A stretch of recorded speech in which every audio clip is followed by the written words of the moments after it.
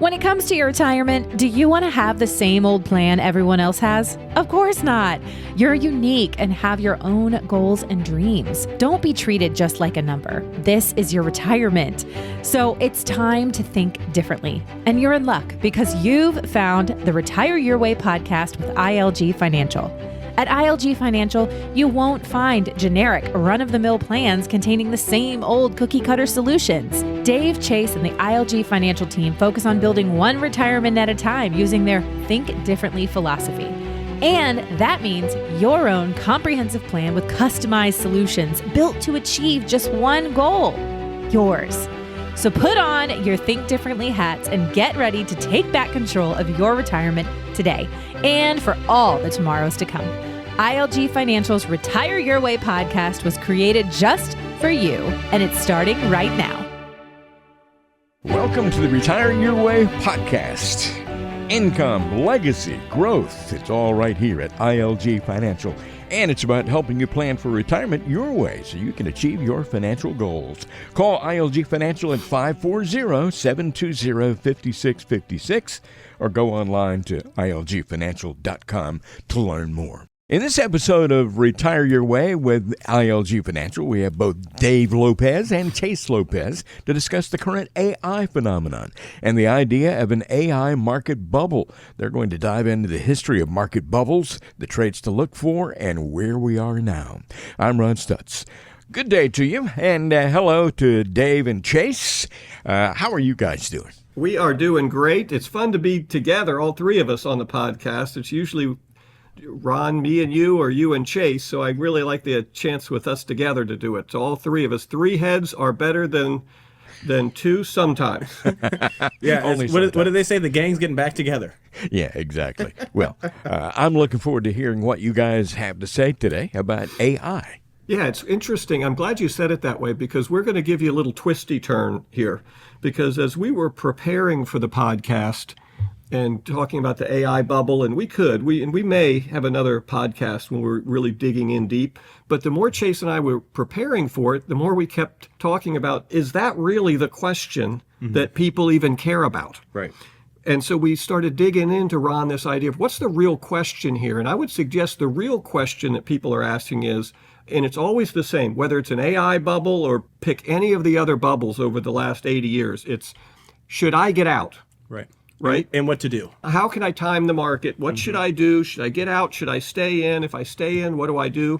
So what we're going to do is we're going to spend time talking about the real issue, which is whether it's an AI bubble or any bubble, is what do we do? So I'm going to call this kind of the secret to timing the market. So anybody who ever wants to know the right time to get in and get out of the market, this is the podcast that will answer all your questions. How do you like that, Ron? That sounds fantastic. I didn't expect you guys are going to provide us that clear of an answer.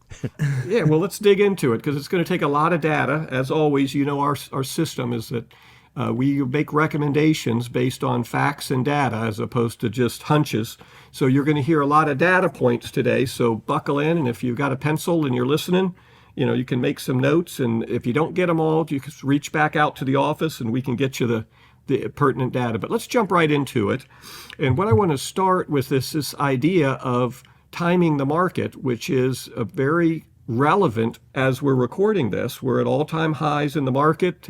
It's been, as of the recording of this in 2025, we've had three of the best years the market, you'd say, Chase, has ever had, three in a row. So how long can the party last? Yeah, and it's not even, and Dave and I were talking about this earlier, it's not even just the stock market, right? All different markets are at all-time highs.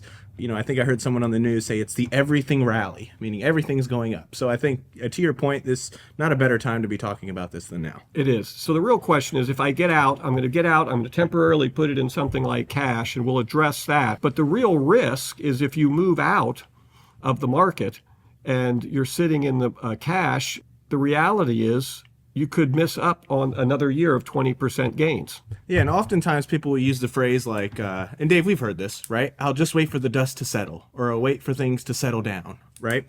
So we looked at kind of just a real world example of that, right? So just to kind of give you the numbers, kind of to what Dave was talking about before, if we look at the years 2014 to 2024, right? Let's say you put $10,000 into the S&P 500 at the beginning of 2014. By the time you get to the year 2024, your money would have grown to roughly between 32,000 and 35,000. So you went from 10,000 to roughly 35,000. So over triple. Yeah, you would have tripled your money over that period of time. Now, here's the kicker, right? And this goes to what we were talking about before, Dave, which is if you would have missed the 10 best days in a 10-year period, right? So I'm not going to do the math, but obviously there's 365 days in a year, right? And there's 10 years of that. So if you would have just missed the 10 best days over that 10-year period, your final balance, that $35,000, would literally be cut in half. So you're looking at somewhere between $17,000 to $18,000 just from missing the 10 best days in the market. And the reason is you aren't just missing a good day when you're missing the 10 best days. Which you are. Which you are, of course, right? But what you're also missing is the compounding effect of missing out on those 10 best days. So if you miss out, if your account goes from, $10,000 to $11,000 in one day, well, not only are you missing out on that $1,000, but also you're missing out on the fact that that $1,000 is being built upon over the next 10 years. Yeah, I'm going to say the same thing with a little more data, different way to show you how powerful this idea is. So this is a fascinating chart for 20-year period running from December of 2003 to December of 2023. So a 20-year period.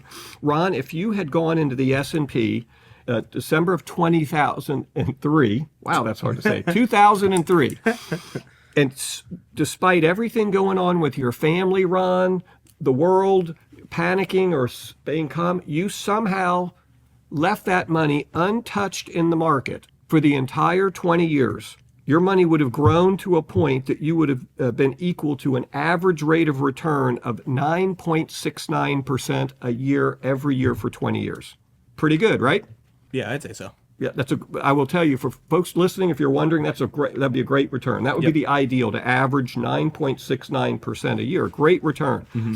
But to Chase's point earlier, in this 20-year period I'm talking about, if you had missed just 10 days out of that 20-year window, just 10 of them, 10 best days, mind you, your return would have gone from 9.69 a year every year for 20 years to 5.5% a year for 20 years, almost half. If you had missed just 20 days, Chase, out of 20 years, your average 20-year return would have been 2.84%. Do you get that? That's less than a CD. You'd have been better off in a CD. And if you had missed 30 days out of that 20-year window, your return would have averaged under 1% a year for 20 years. And that's powerful too, because if you just do the math on that, right, 20 days, 20 business days or 20 trading days inside of a specific time period, that's only a month. So think about this. If you just said, hey, I'm going to take my money out of the market for 1 month out of a 20-year period, to your point, Dave, that could cut your returns from, what would you say, 9% all the way down to 2%. So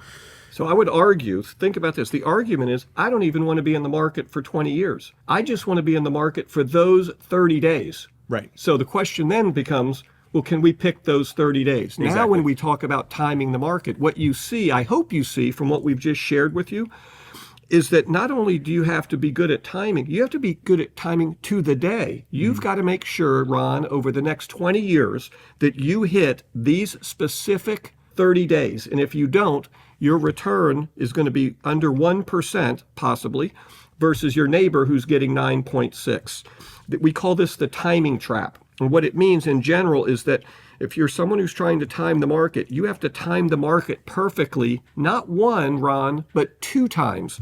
You have to get out at the very top before the market starts to drop precipitously, and then you have to get in before one of those big days at the bottom. And I would suggest everybody, when we start talking about timing to the day, you literally have to get back in within 48 hours of the right time, which I don't know anyone who would argue that that's possible. yeah, and there's a term for this, right? Let's talk about those best days, right? There's a term for these best days, and it's a lot of people call it the cluster effect, right? And this is why timing the market is just almost near impossible, right? But kind of what we talked about before. 78% of the stock market's best days happen during what we call a bear market. right? So all that means is the market's going down, right? The market's going down, and those best days happen during those periods typically, right? 78% of the time. So those big days, those best days that we talked about, almost always come after some of the worst days, right? And that's kind of counterintuitive to what a lot of people would think.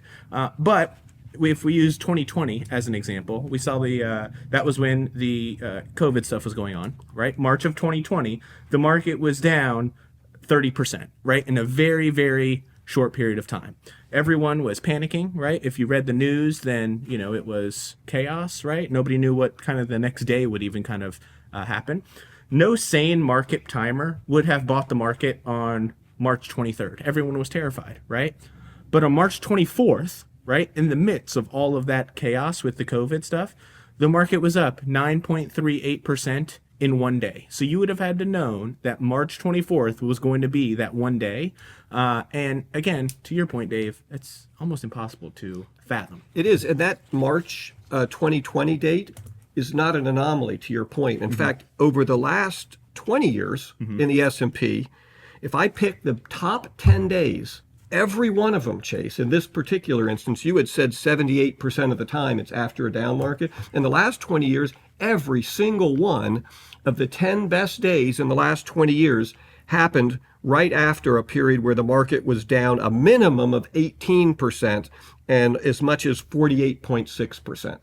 Right? And I don't want to get into them, but let me give you an idea. Of all those 10 days, all of them were around two periods. That's pretty much it. Yeah. Right? The two major crashes in that 20-year window, right? You had all of these best corrections. Every time the market was down, you saw this. So if you were trying to, back to what we said earlier, catch these 10 best days, you would have had to weather the down of the market or get out to avoid it, and somehow in the midst of this panic, get in the day before these gains. And these gains, just to give you an idea, number 10 was the smallest gain, 6.24% in March 26th of 2020 in one day.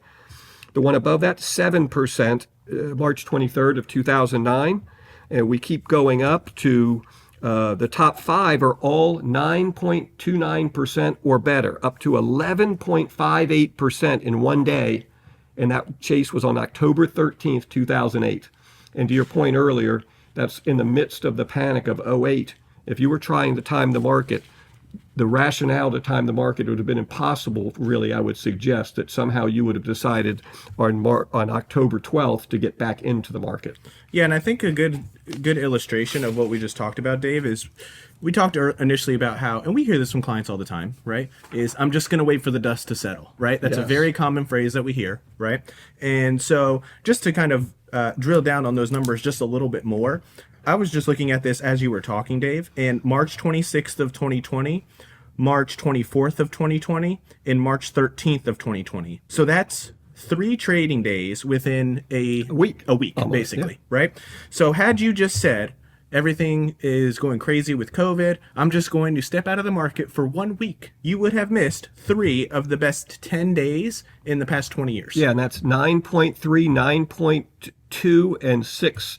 So you're talking about almost 27% return, which based on a 30-year average is over 3 years of returns. Great returns you've now missed by missing that 7 to 10 day window. Exactly. So I think the big takeaway here is if you try to sell to avoid the drop, your brain is not going to let you to get back in time, right? You just won't be, this is kind of the royal you, right? You and me included, right? Nobody can predict when those days are going to happen until after they happen. It's very easy in hindsight to say, oh yeah, well, this is why it happened, right? After the fact. Yeah, it's no different than saying I'm going to go to Vegas and I'm only going to bet on the winning hand. I'll wait until the winning hand comes out. Which is a great strategy. Yeah. Is it, in theory. Yeah. Is it for compliance reasons? I will say we can't say it's impossible to do it. Right. I would say that mathematically, as if I was advising you on gambling in Vegas, Chase, I would say it's highly unlikely, Chase, that you will be able to pick which hand is the winner and bet all on that and stay out of all the other bets. Right. So let's move on. Yep. Do you mind? Yep. So the next challenge with timing the market that we want to talk about is this idea of, and we hear this all the time, hey, it's 3-4 good years in the market. Mm-hmm. It's run its course. Should I get out? Mm-hmm. Well, I would propose to you, there's an old saying in our industry that I really love this one. It said, bull markets don't die of old age. Now, let's talk about what I mean by that. And here's a great example. There's a great quote, and it says, economists, when predicting the next recession, Chase, economists have predicted 10 of the last 2 recessions. Right? Listen to that again. Yes, just let that sink in, right? Right. And what we talk about, we're just saying that the doom and gloomers, everybody, when they think the mathematically, hey, we're overdue for a correction, we very well may be.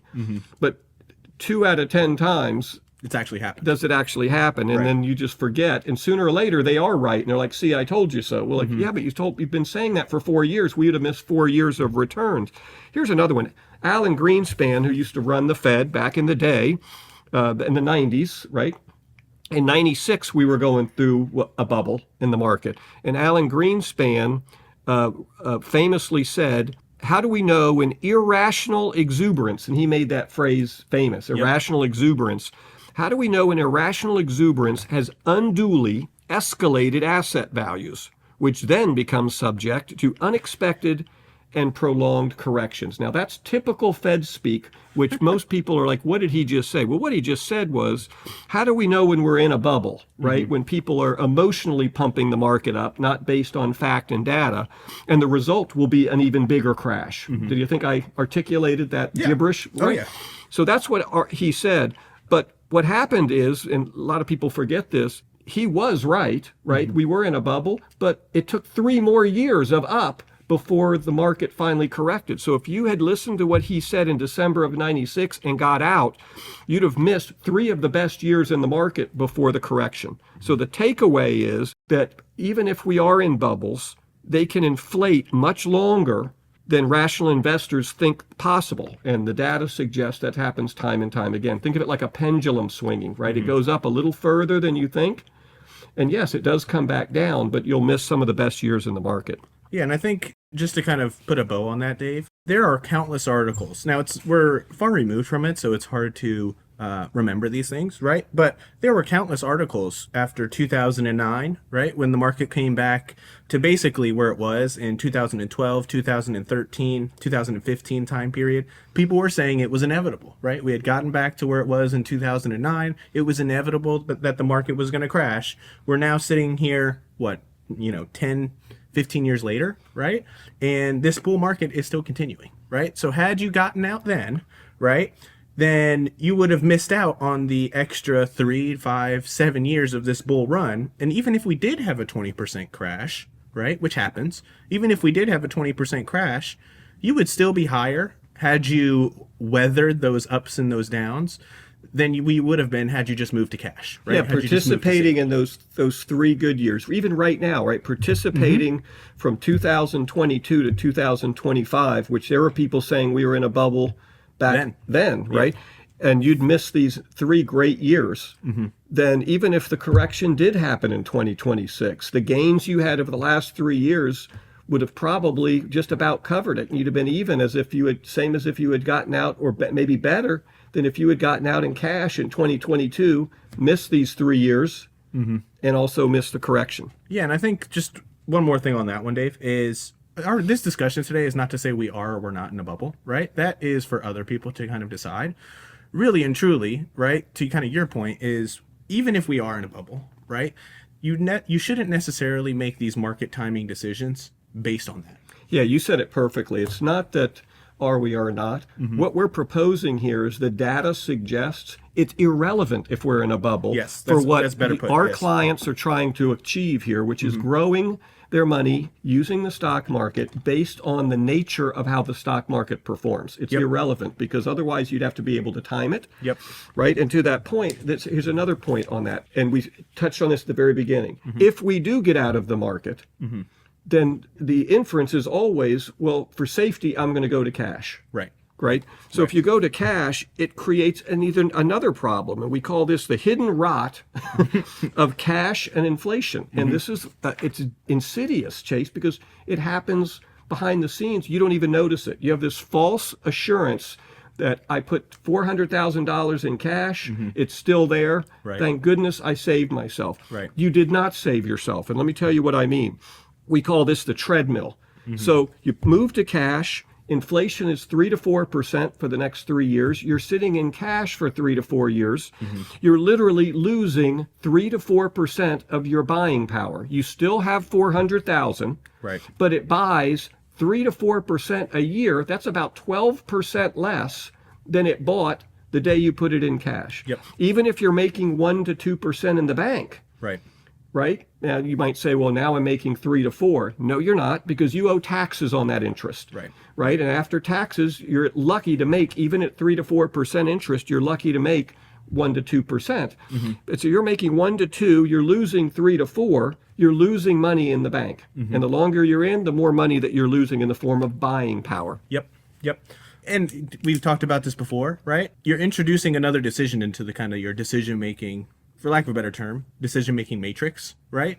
Because you're going to get back in, but now it's when are you going to get back in, right? And it's just you're creating these extra decisions that you don't necessarily need to if you're willing to hold for kind of the long term. Yeah, and you won't be able to make that decision. Right. Right. And the reason is because remember what we talked about the 10 best days? You're going to see a big jump. And then you're going to go, oh, I missed it. That's right. So That's let me right. wait for it to drop back down. That's right. And then it goes up another little bit. And then Right. it goes flat for 3 months. And then it goes up a little. Now you're like, now it's too late. Right. And Right. you're going to be stuck missing a 5-year bull run because you're thinking, now I've missed it. I'll wait for the next one. Yep. And that happens all the time. I've got folks that we've met with, haven't we? And we said, well, how long have you been in cash? And they go, well, it's about 8 years now because I missed it, but I'm waiting for the next one. Right. So imagine losing out to inflation rot over 8 years.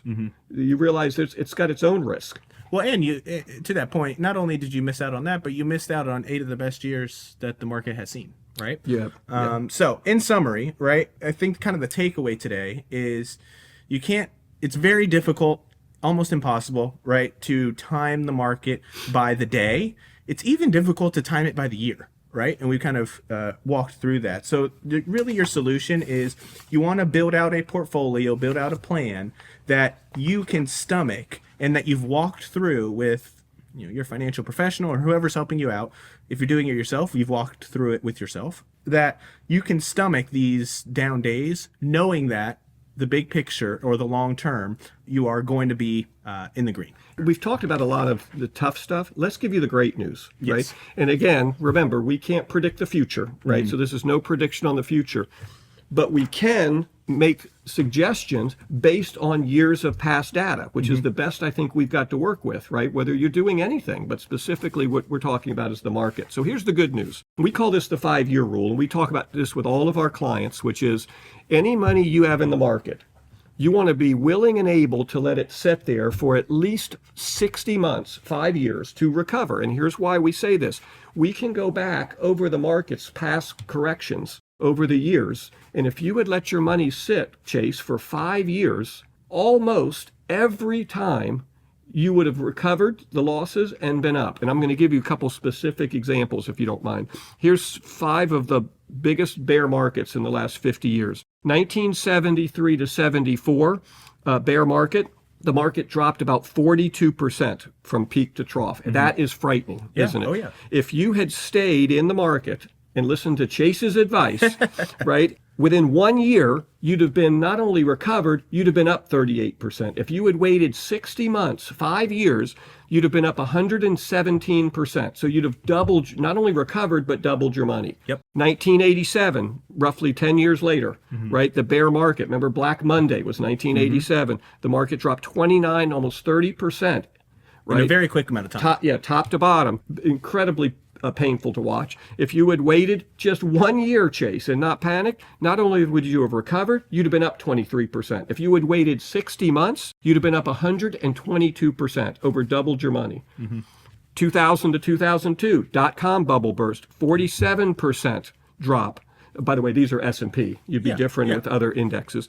47% drop, very painful. If you had waited 1 year, you'd have been up 36%. Recovered and up 36%. 5 years, you'd have been up 120%, Chase. Doubled your money, then some. And then 08, right? Yep. Everyone talks about 08. Down 55%, almost 56% the S&P was down. 1 year later, you were up 72%. Recovered and up. 5 years, you were up, get this, 208%.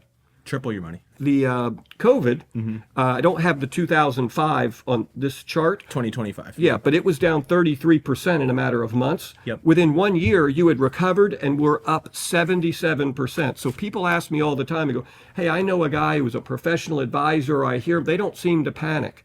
And I go, the reason they don't panic is, and you guys are now in this group, they have information you didn't have. And the information is the data suggests that if you're willing to let that money sit 5 years, no matter what's going on in your life, almost every time historically, you would have not only been even, but you would have been up. Yep. So the reality is, if you have the fortitude and the conviction that you are not going to touch that money, statistically, you have very little risk in the stock market. Exactly. And that's why you see folks that are calm in the market. And that's why for our clients, when things are getting hairy and you call Chase and I and we seem calm, it's because we will tell them what we're telling you on this podcast, which is, back in 2026, before the market corrections came, we told you this was going to happen. And what we were going to do was be prepared to let the money sit at least 5 years. Yeah, so I think that's well said, Dave. And, if to Dave's point, it's always helpful, and this is speaking from experience, to kind of have that objective third party to, I guess for lack of a better term, talk you off the ledge. Yeah, right? sounding board. Yeah, exactly. And, that's kind of what we help clients with. But really the kind of the takeaway or the final thought, I would say, is just understand the true nature of the market, right? There are ups and downs. That's the normal process.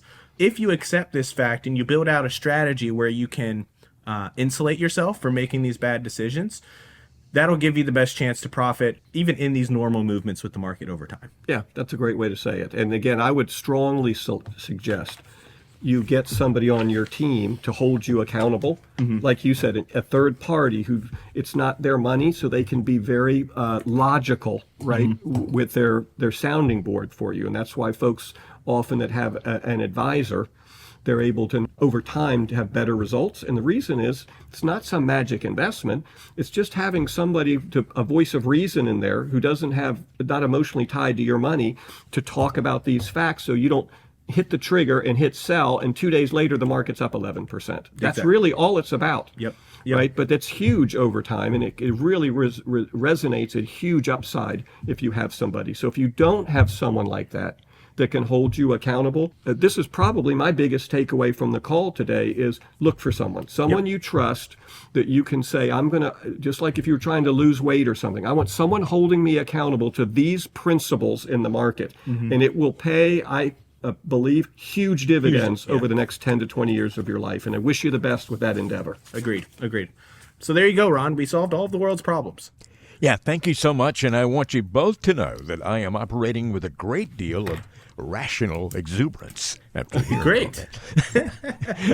Great job explaining AI and everything else you talked about today.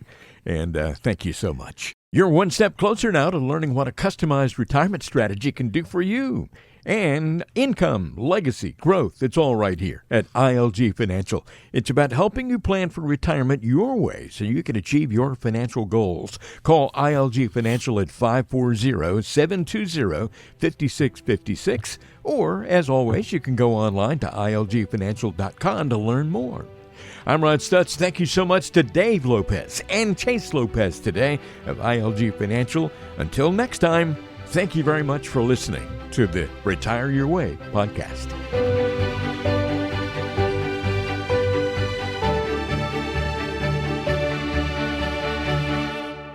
The information provided is for educational purposes only and is not intended as investment advice for any individual or entity. All information contained herein is believed to be from reliable sources. However, we make no representation as to its completeness or accuracy. The views presented today are those of Dave Lopez and do not necessarily represent the views of the Alpha Star Capital Management, LLC. The opinions expressed are subject to change without notice and do not constitute financial, legal, or tax advice. Please consult your financial professional before executing any financial strategy. Investment advisory services offered through Alpha Star Capital Management, LLC, a registered investment advisor. Alpha Star and ILG Financial, LLC are independent entities. SEC registration does not constitute an endorsement of the firm by the Commission, nor does it indicate that the advisor has attained a particular level of skill or ability.